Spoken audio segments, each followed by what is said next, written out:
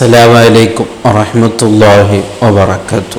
ബഹുമാനപ്പെട്ട ഇമാം താജുദ്ദീൻ സുബ്കി റളിയല്ലാഹു മഹാനവരുകൾ നമ്മെ ഉപദേശിക്കുകയാണ്.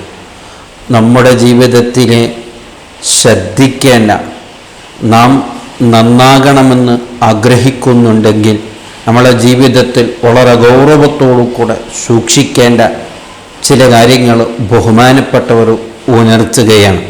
ബഹുമാനപ്പെട്ടവർ പറയുന്നു, ഇജ്അലുൻ നവാഫില കൽ ഫറാഇളി, സുന്നത്ത് കർമ്മങ്ങൾ, സുന്നത്ത് നിസ്കാരങ്ങൾ, എന്തെല്ലാം സുന്നത്തായ കാര്യങ്ങളുണ്ടോ അതെല്ലാം ഫർളുകളെപ്പോലെ നീ കാണണം. വളരെ ഗൗരവം ഏറിയ ഒരു വിഷയമാണ്. പലപ്പോഴും നമ്മൾ സുന്നത്ത് കൊണ്ടുവരുന്നവരാണെങ്കിലും പക്ഷേ അതിന് വലിയ ഗൗരവം നാം കാണിക്കുന്നില്ല. ഫർള് എത്രമാത്രം ഗൗരവമാണോ അതുപോലെ നമ്മളെ ജീവിതത്തിൽ സുന്നത്ത് നിസ്കാരങ്ങൾ ആകണം. എന്ന് പറഞ്ഞാൽ ഫർള് നഷ്ടപ്പെടുത്തുന്നതിൽ നാം എത്രമാത്രം വിഷമം കാണിക്കുന്നോ, അതിനോട് എത്രമാത്രം ശ്രദ്ധ കാണിക്കുന്നോ, ഒരു ഫർള് പോലും എനിക്ക് നഷ്ടപ്പെടാൻ പാടില്ല എന്ന് നാം സൂക്ഷ്മതയോടുകൂടെ ശ്രദ്ധിക്കുന്നു. അതുപോലെ തന്നെ നമ്മുടെ ഒരു ദിവസം എത്ര സുന്നത്ത് നിസ്കാരങ്ങളൊക്കെ മുത്തുനബി നമ്മെ പഠിപ്പിച്ചിട്ടുണ്ടോ, എല്ലാ ഫർള് നിസ്കാരത്തിൻ്റെ മുമ്പുള്ള നിസ്കാരം, എല്ലാ ഫർള് നിസ്കാരത്തിൻ്റെ ശേഷമുള്ള നിസ്കാരം, അതുപോലെ തന്നെ ദുഹാ നിസ്കാരം, തഹജ്ജുദ് നിസ്കാരം, ഇങ്ങനെ വളരെ പ്രധാനപ്പെട്ട സുന്നത്ത് നിസ്കാരങ്ങളെല്ലാം അത് നമ്മുടെ ജീവിതത്തിൻ്റെ ഭാഗമാകണം, ഫർളുകളെപ്പോലെ ആകണം. ഒരു ദിവസം പോലും എനിക്ക് അത് നഷ്ടപ്പെട്ടു പോകരുത് എന്നുള്ള വലിയ ചിന്ത നമുക്കുണ്ടാകണം. അങ്ങനെ അതിനോട് വലിയ ഗൗരവം കാണിക്കണം. അത് നല്ലൊരു സ്വഭാവമാണെന്ന് ബഹുമാനപ്പെട്ടവർ നമ്മെ ഓർമ്മപ്പെടുത്തുകയാണ്. അപ്പൊ സുന്നത്തിനെ തന്നെ നാം ഫർളുകളെപ്പോലെ നാം ഗൗരവം കാണിച്ചാൽ പിന്നെ ഫർളായ കാര്യങ്ങൾ ഏതായാലും നമ്മുടെ ജീവിതത്തിൽ വലിയ ഗൗരവത്തോടു കൂടെ നാം കാണും എന്നുള്ളത് യാഥാർത്ഥ്യമാണ്. എന്നിട്ട് പറയുന്നു, വൽ മആസി കൽ കുഫർ, ദോഷങ്ങൾ ചെയ്യുന്നത്, ദോഷങ്ങളൊക്കെയും അത് കുഫറിനെ പോലെ നാം കാണണം. എന്ന് പറഞ്ഞാൽ കുഫർ, കാഫിറായി പോവുക എന്നുള്ളത് നമ്മളെല്ലാവരും ഭയപ്പെടുന്ന വിഷയമാണ്. അതിനോട് നമുക്ക് വലിയ ഗൗരവമുണ്ട്. നാം എത്ര ദോഷങ്ങൾ ചെയ്താലും ഒരിക്കലും നാം കാഫിറായി പോകരുത് എന്നുള്ള ആ പേര് നമുക്കെന്നുമുണ്ട്. അല്ലാഹു നമ്മെ കാത്തു രക്ഷിക്കട്ടെ.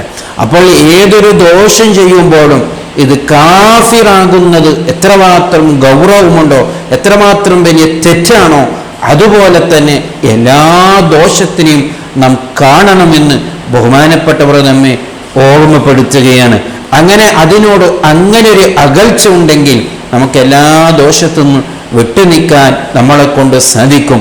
ഏതൊരു ദോഷം ചെയ്യുമ്പോൾ ഇങ്ങനൊരു ചിന്ത ഉണ്ടെങ്കിൽ നമുക്ക് വലിയ ജീവിതത്തിൽ മാറ്റമുണ്ടാകുമെന്ന് ബഹുമാനപ്പെട്ടവർ നമ്മെ ഓർമ്മപ്പെടുത്തുകയാണ്.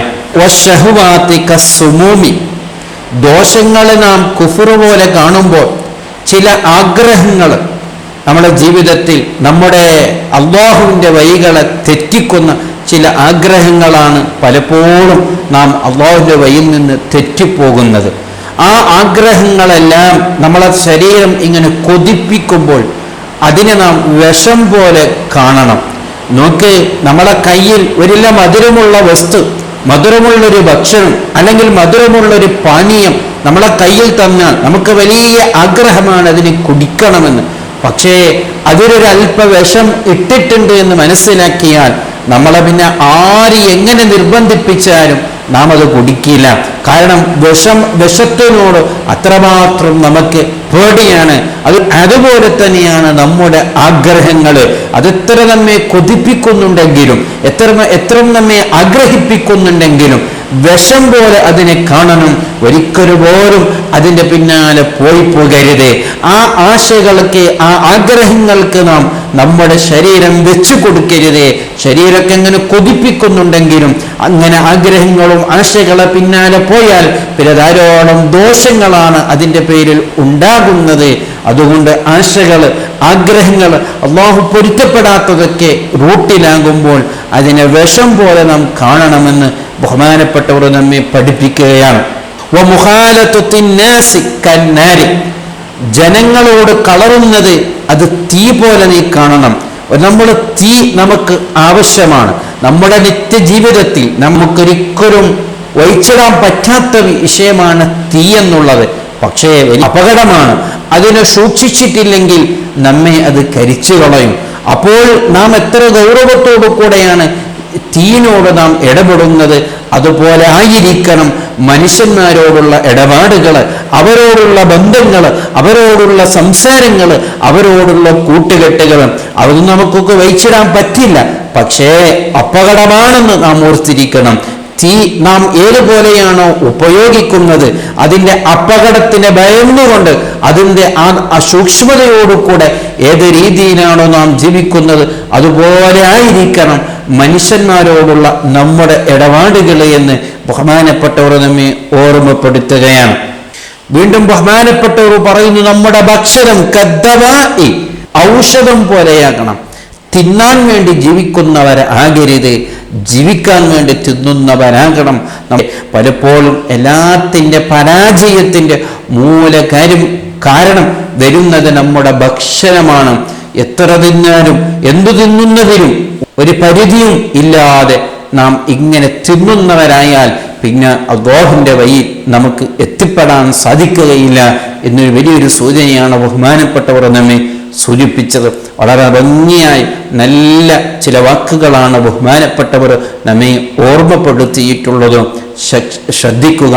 അല്ലാഹു സുബ്ഹാനഹു വ തആല തൗഫീഖ് നൽകുമാറാവട്ടെ.